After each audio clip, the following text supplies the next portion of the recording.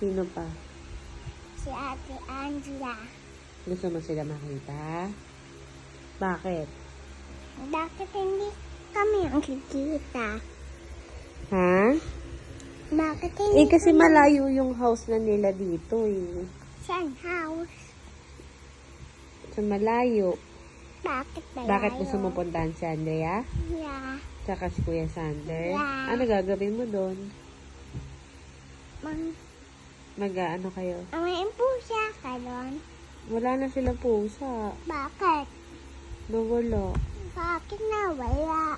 Hindi ko alam. Gusto mo ng cat? Baka Di ba takot ka naman sa cat? Baka nakakayayas yung cat nila. Lumaglayas.